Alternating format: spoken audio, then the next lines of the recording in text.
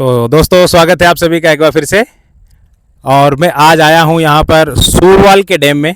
बहुत ही बेहतरीन नज़ारा मैं आपको दिखाने जा रहा हूँ। देखो, पहले इस तरफ देखिए आप, बहुत बेहतरीन हरियाली हो रही है और इस तरफ ही बसा हुआ है सूरवाल गांव। एक प्राचीन ऐतिहासिक गांव है और ये पूरी तरीके से इस गांव की अर्थव्यवस्था जो है कृषि पर आधारित है।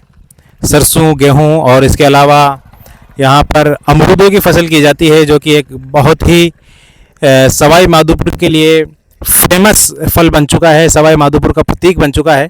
और अब मेरी दूसरी तरफ आप देखिए, मेरे दूसरी तरफ मैं आपको दिखाने जा रहा हूँ सवाई माधोपुर ज़िले का एक बहुत बड़ा बांध, जिसको सूरवाल डैम के नाम से जाना जाता है। देखिए कितना विस्तृत एरिया में फैला हुआ है ये। जहाँ तक मेरी निगाह जा रही है वहाँ तक मुझे पानी ही पानी नज़र आ रहा है और बहुत बड़े इलाके में फैला हुआ है। यहाँ पे मैं आपको एक नोटिस करवाना चाहूँ तो बात देखिए, ये जाल लगा हुआ है, आपको जूम करके दिखाऊं सूरज की बेहतरीन रोशनी और कितना खूबसूरत नज़ारा शाम होने को है। और मेरे सामने भी आप अगर वहाँ पर देख पा रहे हैं तो उस जगह पर भी जो है मछलियाँ पकड़ने के लिए जाल लगाया जा रहा है और मुझे यहाँ पर बहुत छोटी छोटी बड़ी बड़ी मछलियाँ भी नज़र आ रही है जो अपना दाना वगैरह चुन रही है। तो एक बहुत बड़ा पानी का एरिया मेरे आसपास आप देख सकते हैं। सूरवाल का डैम एक दर्शनीय स्थल सवाई माधोपुर में जो पर्यटन स्थल के रूप में उभर रहा है धीरे धीरे। इस सूरवाल डैम की बात करें तो ये डैम जो है 11 से 12 फीट भराव क्षमता का है, लेकिन इसकी भराव क्षमता पिछले कुछ दिनों में बढ़ा दी गई है। 16 फीट तक इसकी भराव क्षमता कर दी गई है, जिससे कई सारे गांव आसपास के जो है वो डूबने के कगार पर पहुंच चुके हैं और ग्रामीणों में इसको लेकर के एक बहुत बड़ा जो है भय भी है और इसके लिए कई बार शिकायतें भी की गई है। लेकिन इस गांव की एक बहुत बड़ी खूबसूरती सामने आप देख सकते हैं। अरावली और विंध्याचल की कुछ पहाड़ियां हैं जो इसको एक बेहतरीन लुक दे रही है। शानदार नज़ारा यहाँ पर इस सूरवाल डैम का। सूरवाल डैम आसपास के सारे गांवों से, बहुत सारे गांवों से इसमें पानी आता है और नज़ारा देखने लायक है वाकई। मैं अभी विशेष रूप से इस डैम को देखने के लिए ही आया हूं और मेरे साथ कुछ और मेरे दोस्त भी आए हैं। अभी मैं इस डैम को देखकर गदगद हो चुका हूं। सूरवाल डैम में जो पानी आता है वो पूरे सवाई माधोपुर इलाके में से सिमट कर पानी आता है। धमून नाला जो हुआ सवाई माधोपुर के पास, देवपुरा के आसपास, इसके अलावा जो लटिया नाला है सवाई माधोपुर का, जो फेमस लटिया नाला है, पिछले साल उसमें बाढ़ की जो है देखी गई थी बारंबार। मिर्ज़ा मोहल्ला आसपास के जो इलाके डूब गए थे, वहाँ का पूरा पानी सिमट करके यहाँ पर आता है। अन्य जो छोटे मोटे नाले हैं उन नालों का पानी भी जो है इस बांध में आता है। तो ये एक बहुत बड़ा डैम है सवाई माधोपुर का। सवाई माधोपुर जिला मुख्यालय से लगभग 9 से 10 किलोमीटर की दूरी पर यह स्थित है और करमोदा और सूरवाल जो रास्ता है उस रास्ते के माध्यम से इस डैम पर आया जा सकता है। और डैम पर आने का रास्ता, सूरवाल से आने के बाद आपको नहर मिलेगी, ये एक पक्की नहर है। इस पक्की नहर से सड़क है। इस डैम में जब पानी भरता है तो जब चादरें चला करती है, अब देखिए आप मेरे से कितना नीचे है ये, मेरे से कितना नीचे है ये।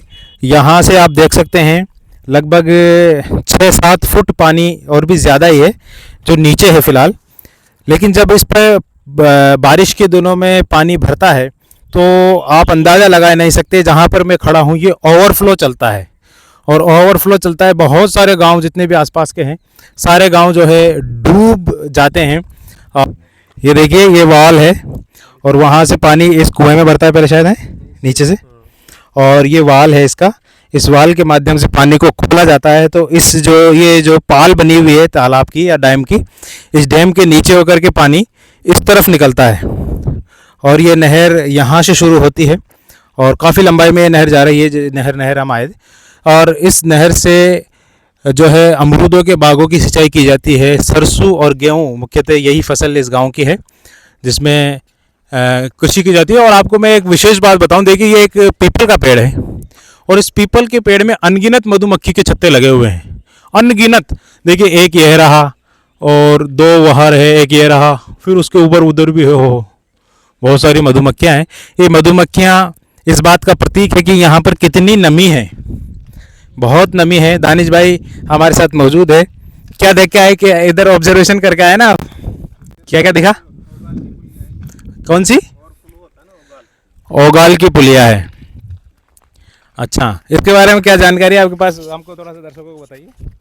जब ये डैम फुल हो जाता है हाँ। तो ओवरफुल के दौरान ये पाल को नुकसान नहीं पहुंचे, यानी पाल क्षतिग्रस्त नहीं हो, तो ये ज़्यादा फुल बनने के पश्चात पानी इधर होके निकल जाता है साइड में होके। इससे क्या है कि एकदम से पानी बाहर नहीं निकलता, आसानी से धीरे धीरे धीरे पानी बाहर निकल जाता है।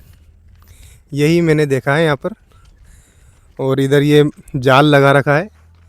इस जाल का मैंने ऑब्जर्वेशन ये करा है कि इसमें क्या है कि उधर से ने जो मच्छियाँ डाल रखी है, जो फार्मिंग मच्छियों की कर रखी है, जिन्होंने ठेका कर्मी जो है, तो उनकी मच्छियाँ इधर पाल के दौरान यानी ओवरफ्लो के दौरान ये पानी में मच्छियाँ बेके नहीं आए, इसलिए इन्होंने ये जाल लगा रखा है। ठीक है सर, रहमान सर। देखिए, बहुत अच्छी जानकारी इन्होंने दी है। अभी ये जो जाल आप देख रहे हैं, ये जाल इसीलिए लगाया गया है कि इस डैम में से मछलियां निकलकर ये बांध के बाहर ना चले जाए। ये यहाँ पर आप देख सकते हैं कि नीचाई है और ये हल्का सा रपट बनी हुई है जिसको हम कह सकते हैं, और यहाँ से पानी जो है ओवरफ्लो होकर बहता है आम दिनों में, बारिश के दिनों में, तो बहुत मनोरम दृश्य होता है। खूब लोग यहाँ पर जो है नहाने के लिए आते हैं। और यह देखिए, मैं आपको छोटी छोटी मछलियाँ यहाँ पर बता सकता हूँ, अगर कैमरे की नज़र पहुँच रही है तो बहुत सारी छोटी छोटी मछलियाँ यहाँ पर देखिए, ये अपना कार्य कर रही है। इधर से इधर दिख रही है। बिल्कुल पानी साफ और शफाफ है, बिल्कुल साफ पानी है। ये दरारों में होकर के अंदर से बाहर की तरफ आई है, छोटी छोटी बिल्कुल मछलियाँ यहाँ पर हमको दिखाई दे रही है। और इस डैम में हमको बताया जा रहा है कि 20-20, 25-25 किलो से ज़्यादा की मछलियाँ भी हैं। यहाँ पर मछली पालन किया जाता है, आमतौर ठेके पे दिया जाता है इसको, और उस तरफ यही कार्य किया जा रहा है, भी जाल लगाया जा रहा है। और आसपास के इलाकों में मछलियों का जो है भेजा जाता है, व्यवसाय किया जाता है। और मछली पालन के लिए एक बहुत बड़ा केंद्र है सूरवाल का बांध, साथ ही पर्यटन स्थल भी है। और तीसरा एक प्रमुख कारण इस बांध को बनाने का है आसपास के इलाकों में सिंचाई व्यवस्था के लिए, और पीने के लिए इसका पानी का उपयोग नहीं किया जाता आमतौर पर। वाटर लेवल ज़मीन में बना रहता है। तो एक बहुत खूबसूरत नज़ारा है। मेरे इस तरफ जो है पश्चिम की तरफ सूरज ढल रहा है, और इधर की तरफ देखिए अरावली और विंध्याचल की पहाड़ियों का मिलन और पानी, और इस तरफ हरियाली। बहुत बेहतरीन नज़ारा। क्या कहना चाहेंगे हमारे कैमरामैन? दो शब्द नहीं कहेंगे क्या? चलो, तो आज के इस ब्लॉग में इतना ही है। मिलेंगे आपसे फिर कभी किसी दूसरे पर्यटन स्थल के साथ। तब तक के लिए मुझे दीजिए इजाज़त। Bye bye.